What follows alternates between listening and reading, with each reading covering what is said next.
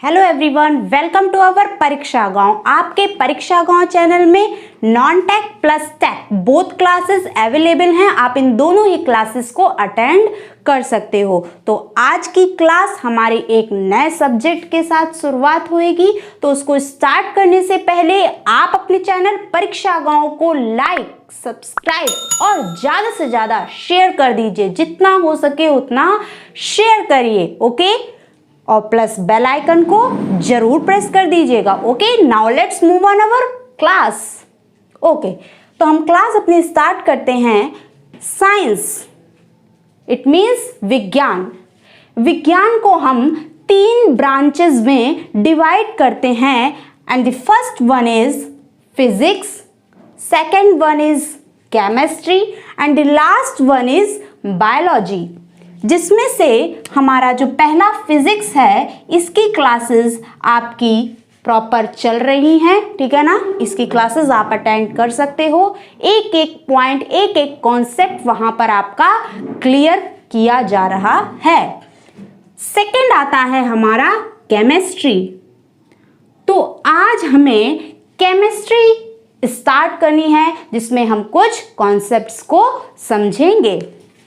तो इसको स्टार्ट करने से पहले सबसे पहले हम ये जान लें कि केमिस्ट्री के अंतर्गत हम किस चीज का अध्ययन करते हैं, ठीक है ना। तो कोई भी वस्तु ले लीजिए, कोई भी सब्सटेंस ले लीजिए, उसको यदि हम रासायनिक तौर पर अध्ययन करते हैं, केमिकली अगर हम उस पर स्टडी कर रहे हैं, तो उसका अध्ययन हमारा क्या कहलाता है? केमिस्ट्री कहलाता है। इट मीन्स ये अध्ययन जो है वो केमिस्ट्री के अंतर्गत ही आता है। इतनी बात आपको क्लियर हो गई। तो अब हम चलते हैं, सबसे पहले ये जान लें कि केमिस्ट्री ये जो शब्द है आखिरकार इसकी उत्पत्ति कहां से हुई। ओके, तो केमिस्ट्री शब्द की उत्पत्ति कहां से हुई सभी को पता होना चाहिए। मिस्र में एक प्राचीन शब्द है, एक प्राचीन शब्द है और उस शब्द का नाम क्या है? कीमिया, ठीक है ना। मिस्र में एक प्राचीन शब्द है और उस शब्द का नाम क्या है? कीमिया है। इस कीमिया का सबसे पहले आप ये जान लीजिए इसका अर्थ क्या होता है। इसका अर्थ आखिरकार क्या होता है? तो इसका अर्थ हमारा काला रंग होता है, काला रंग होता है। इसी कीमिया वर्ड से ही केमिस्ट्री शब्द की उत्पत्ति हुई है। इतनी बात आपको क्लियर हो गई होगी। ओके, तो अब हम जानते हैं कि किसी भी वस्तु, किसी भी सब्सटेंस का, किसी भी पदार्थ में यदि हम केमिकली रासायनिक तौर पर अध्ययन करते हैं, उसे हम आज केमिस्ट्री का अध्ययन कहते हैं। लेकिन प्रारंभ में क्या हुआ था? हम इस अध्ययन को रासायनिक तौर पर जो अध्ययन करते हैं किसी भी वस्तु पर, प्रारंभ में उसे केमिस्ट्री का अध्ययन नहीं कहा जाता था। उसे किस नाम से जाना जाता था? सभी को पता होना चाहिए कि प्रारंभ में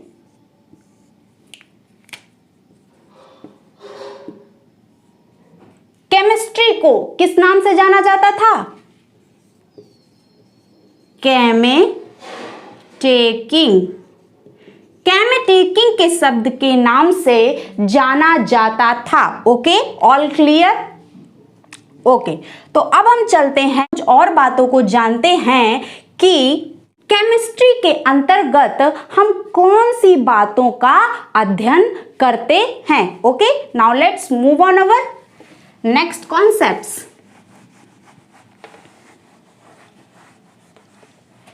ओके, तो कोई भी आप पदार्थ ले लीजिए, कोई भी आप सब्सटेंस ले लीजिए, उसकी यदि हम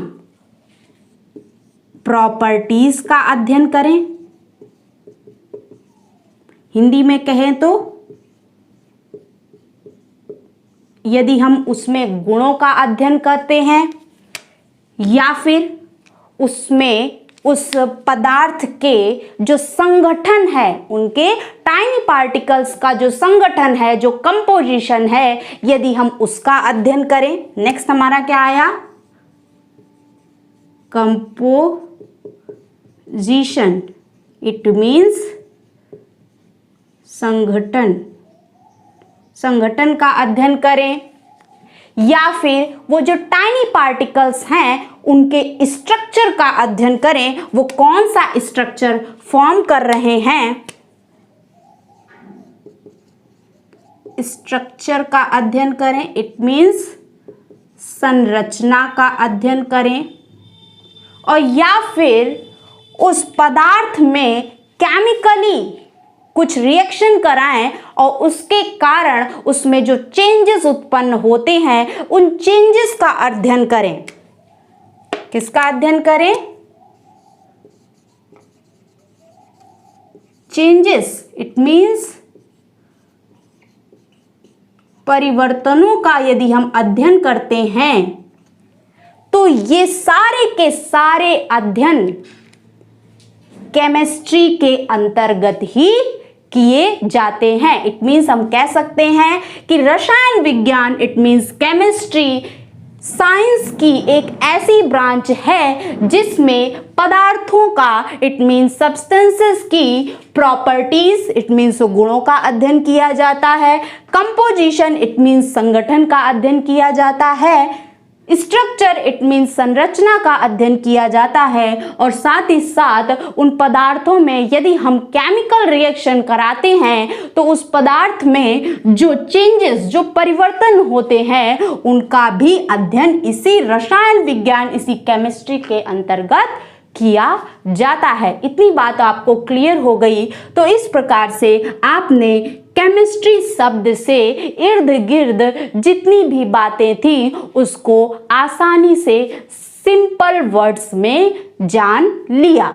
ओके, तो अब हम केमिस्ट्री के अंतर्गत जितनी भी चीजें हमने पढ़ी वो तो हमें पढ़नी ही है, साथ ही इस केमिस्ट्री के जो जन्मदाता हैं उनको हमें जरूर जानना चाहिए, वो आखिरकार हैं तो है कौन।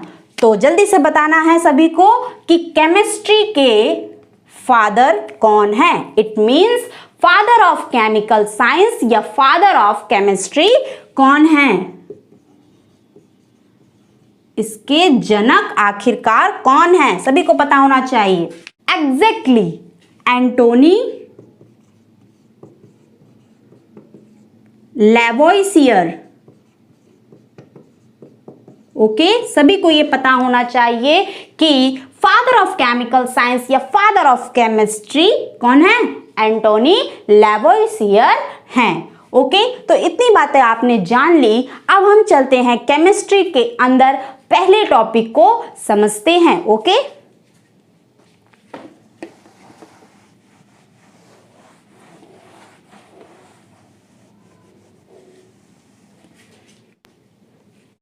ओके, तो हमारा फर्स्ट टॉपिक केमिस्ट्री के अंतर्गत जो हमें पढ़ना है वो है हमारा मैटर, जिसको हिंदी में हम पदार्थ के नाम से जानते हैं। आखिरकार मैटर या पदार्थ क्या है, ठीक है ना। तो इसको जानने से पहले सबसे पहले हम ये जानते हैं कि कोई भी आप वस्तु ले लीजिए, दुनिया में जितनी भी वस्तु हैं, जितने भी हमारे सब्सटेंसेस हैं, इनको आप उठा लीजिएगा तो आप देखेंगे कि ये अत्यंत सूक्ष्म कणों से मिलकर बने होते हैं। इट मीन्स टाइनी पार्टिकल से मिलकर बने होते हैं, टाइनी पार्टिकल से मिलकर बने होते हैं, अत्यंत सूक्ष्म कणों से मिलकर बने होते हैं। जैसे अभी मैं आपको दिखा देती हूं, ये है हमारी एक बॉटल, ठीक है ना। ये बॉटल कैसे फॉर्म हुई, ये कैसे बनी? एग्जैक्टली इसमें छोटे छोटे क्या होंगे, पार्टिकल्स होंगे, अत्यंत सूक्ष्म कण होंगे, टाइनी पार्टिकल्स होंगे, और इन्हीं के कॉम्बिनेशन से ही ये बॉटल क्या हुई, फॉर्म हुई। तो जितनी भी आप वस्तु ले लीजिए, दुनिया में कोई भी वस्तु ले लीजिए, वो सभी टाइनी पार्टिकल से ही मिलकर बने होंगे। अच्छा, ये बात तो आपने जान ली। अब ये टाइनी पार्टिकल्स जो होंगे वो कुछ स्पेस तो कवर कर रहे होंगे। ये बॉटल है, ये टाइनी पार्टिकल से ही तो मिलकर बनी है, तो इन टाइनी पार्टिकल्स का कुछ ना कुछ स्पेस ऑक्यूपाइड कर रहे होंगे। इट मीन्स उनका कुछ ना कुछ आयतन या वॉल्यूम जरूर से जरूर होगा, तभी उनके कॉम्बिनेशन से मिलकर जब ये बॉटल फॉर्म हुई तो ये भी कुछ स्पेस कवर करती है, इसका भी कुछ आयतन हम कैलकुलेट कर सकते हैं। कहने का मतलब ये है कि इन टाइनी पार्टिकल्स का कुछ ना कुछ आयतन जरूर होता है। इट मीन्स कुछ ना कुछ स्पेस ऑक्यूपाइड जरूर से जरूर करती हैं, ठीक है ना। पहला हमने जाना कि वॉल्यूम या स्पेस ये ऑक्यूपाइड करते हैं टाइनी पार्टिकल्स, और साथ ही साथ ये जो बॉटल बनी है टाइनी पार्टिकल्स से, इन टाइनी पार्टिकल्स का कुछ ना कुछ द्रव्यमान भी जरूर होगा, इट मीन्स मास भी जरूर होगा, तभी उनके कॉम्बिनेशन से जब ये बॉटल फॉर्म हुई तो इसका भी जब हम वेट करते हैं तो कुछ ना कुछ वजन जरूर आता है, ठीक है ना। तो हम कह सकते हैं कि जो वस्तु हमारी टाइनी पार्टिकल से मिलकर बनी है, उन टाइनी पार्टिकल्स का या उस वस्तु का कुछ ना कुछ भार भी जरूर होगा, कुछ ना कुछ द्रव्यमान भी जरूर होगा, ठीक है ना। तो सेकंड हमने जाना कुछ ना कुछ द्रव्यमान होगा, और थर्ड वन इज हमारा क्या होगा कि इस बॉटल में यदि हम इसको कंप्रेस करें, इस पर संपीड़न बल लगाएं, या इसको हम क्या करें, टेंसाइल फोर्स लगाएं, इसको हम क्या करें, खींचें, ठीक है ना। तो क्या हम आसानी से इसको कंप्रेस या इसको खींच सकते हैं? नहीं, ये कुछ हद तक क्या करेगी, हमारे एक्सटर्नल फोर्स को रेसिस्ट करेगी, हमारे बाह्य बल का प्रतिरोध करेगी। इट मीन्स हम कह सकते हैं चाहे ये बॉटल ले लीजिए या एक छोटी सी छोटी लीफ ही ले लीजिए, वो सभी के सभी पार्टिकल्स क्या करेंगे, कुछ हद तक रेजिस्टेंस प्रोड्यूस करेंगे। इट मीन्स हम कह सकते हैं कि टाइनी पार्टिकल से ये जो बनी वस्तु होती हैं वो सब की सब क्या करती हैं, रेजिस्टेंस।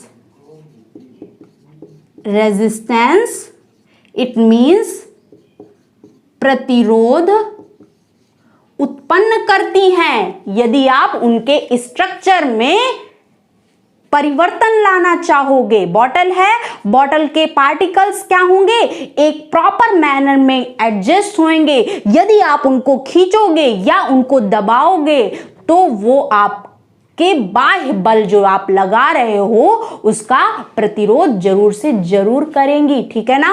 और कब तक करेंगी, उन पर जो डिफॉर्मेशन होता है, उनमें जो विकृति उत्पन्न होती है, विकृति उत्पन्न होने से पहले तक वो आपका लगातार प्रतिरोध करती रहेंगी। तो इस प्रकार से हम कह सकते हैं दुनिया में कोई भी वस्तु आप ले लीजिए, वो सभी के सभी टाइनी पार्टिकल से मिलकर बनी होती हैं, और टाइनी पार्टिकल से मिलकर बनी होने के कारण उन सभी वस्तुओं में कुछ ना कुछ स्पेस, कुछ ना कुछ आयतन होता है, उनका कुछ ना कुछ द्रव्यमान होता है, और यदि आप उनमें परिवर्तन लाना चाहते हो तो वो आपका प्रतिरोध भी करेंगी। इतनी बात आपको क्लियर हो गई। तो ये जो सभी की सभी वस्तु इन प्रॉपर्टीज को कंसिस्ट करती हैं, इन प्रॉपर्टीज को अपनाती हैं, इस कारण से इन सभी वस्तु को क्या कहा जाता है, एग्जैक्टली मैटर, इट मीन्स पदार्थ के नाम से जाना जाता है, ठीक है ना। अब तो आपको बिल्कुल क्लियर हो गया होगा कि आखिरकार हम पदार्थ या मैटर किसे कहते हैं। एग्जाम्पल के तौर पर ले लेते हैं, सारी चीजें समझकर हम लोगों को चलनी है। एग्जाम्पल के तौर पर देखिए, ये हमारी क्या है, काइट है, ये हमारी क्या है, पतंग है। ये अत्यंत सूक्ष्म कणों से मिलकर ही बनी होगी, टाइनी पार्टिकल से मिलकर ही बनी होगी, ठीक है ना। और उन पार्टिकल्स का कुछ ना कुछ आयतन होगा, कुछ ना कुछ स्पेस होगा, और टाइनी पार्टिकल्स का कुछ ना कुछ स्पेस होने के कारण इस काइट का भी आयतन होगा। कैलकुलेट कर लोगे ना इसका आयतन, एग्जैक्टली कर लोगे, तो इसका आयतन भी आप कैलकुलेट कर सकते हो। इसका वेट भी भले ही कम क्यों ना आए, लेकिन कुछ ना कुछ इसका द्रव्यमान भी आएगा। और साथ ही साथ अगर आप इसको तोड़ने की कोशिश करोगे, वैसे तो हम तुरंत ही लगेगा कि हम तुरंत तोड़ ले रहे हैं, ये तो हमारा प्रतिरोध ही नहीं कर रही है, लेकिन ऐसा नहीं है। कोई भी वस्तु डिफॉर्म होने से पहले आपका पूर्ण रूप से प्रतिरोध करती है। आप इसको जब डिफॉर्म करोगे, अगर इसमें हल्का सा हमने बल लगाया, बाह्य बल, तो ये कुछ प्रतिरोध करेगी, और हम बल लगा रहे हैं कुछ और प्रतिरोध करेगी, और बल लगा रहे हैं कुछ और प्रतिरोध करेगी, ठीक है ना। तो जब तक इसमें डिफॉर्मेशन उत्पन्न नहीं हो जाता है, विकृति उत्पन्न नहीं हो जाती है, तब तक ये लगातार आपका प्रतिरोध करने लगेगी। जैसे ही इसमें विकृति उत्पन्न हो गई, अर्थात हम कह सकते हैं कि इस पतंग की जो सामर्थ्य है उससे आपने अधिक बल इस पर एक्सर्ट कर दिया है, इस पर लगा दिया है, यही कारण है कि ये पतंग टूट गई है। अर्थात हम कह सकते हैं इस पतंग में प्रतिरोध की प्रॉपर्टी भी है, और ये सारी प्रॉपर्टी, ये तीनों प्रॉपर्टी इसमें होने के कारण इस काइट को, इस पतंग को हम एक पदार्थ के रूप में कह सकते हैं। तो हमारा एग्जाम्पल हमने किसका जाना, पतंग। पहला एग्जाम्पल क्या हो गया, पतंग ले लीजिए, बॉटल ले लीजिए, ये सभी चीजें एक्सेट्रा, ये सभी चीजें क्या हो गई, पहला एग्जाम्पल हो गई मैटर का। नेक्स्ट आप देख लीजिए पानी। पानी क्या है, H2O, ठीक है ना। ये छोटे छोटे सूक्ष्म कणों से ही मिलकर बना है, इट मीन्स उसका कुछ ना कुछ आयतन होगा। कैसे कैलकुलेट करते हो, इस बॉटल में ही आपने क्या कर दिया, पानी को भर दिया, जिसमें छोटे छोटे टाइनी पार्टिकल्स हैं। उस पानी में, पानी को इस बॉटल में आपने फिलअप कर दिया, और पानी का आयतन कैलकुलेट करने के लिए आपको क्या करना पड़ेगा, इस बॉटल का आयतन कंप्लीटली ज्ञात कर लीजिए। जहां तक पानी फिलअप है वहां तक इसका आयतन ज्ञात कर लीजिए। इस बॉटल का आयतन के बराबर ही इसमें डाले गए पानी का आयतन हो जाएगा। इट मीन्स पानी का कुछ ना कुछ आयतन है। पानी का आप वेट भी कर सकते हो। साथ ही साथ पानी में यदि आप चेंजेस लाना चाहो तो वो पूर्ण रूप से आपका प्रतिरोध भी करता है। इट मीन्स हम कह सकते हैं, नेक्स्ट एग्जाम्पल हमारा क्या हो जाएगा, वाटर। क्या हो जाएगा, H2O। इसके साथ साथ तीसरा एग्जाम्पल हम क्या कह सकते हैं, आप जिस भी रूम में होगे वहां पर एयर फिलअप होगी, ठीक है ना, और आपके रूम के आयतन के बराबर ही तो वहां पर एयर फिलअप होगी। इट मीन्स जितना आपका रूम का आयतन होगा, रूम का वॉल्यूम होगा, that is equal to the volume of air, उतना ही क्या होगा, एयर का भी, वायु का भी आयतन होगा। इट मीन्स आप क्या कर सकते हो, वायु का भी आयतन कैलकुलेट कर सकते हो, वायु का द्रव्यमान भी कैलकुलेट कर सकते हो। इसके साथ साथ वायु के पार्टिकल्स के एडजस्टमेंट को यदि आप रीअरेंज करना चाहोगे, उसके स्ट्रक्चर में कुछ चेंजेस लाना चाहोगे, तो वो आपका प्रतिरोध भी करेगी। इट मीन्स हम कह सकते हैं वायु में ये तीनों प्रॉपर्टी एग्जिस्ट करती हैं। That's why air is also called a matter, that is पदार्थ, ठीक है ना। तो इतनी बातें आपने जानी, पदार्थ क्या है, पदार्थ के एग्जाम्पल क्या है, केमिस्ट्री शब्द से इर्द गिर्द बातों को आपने जाना। केमिस्ट्री के फादर कौन है, फादर ऑफ केमिकल साइंस और the father of chemistry. Okay, तो आज के लिए इतना ही।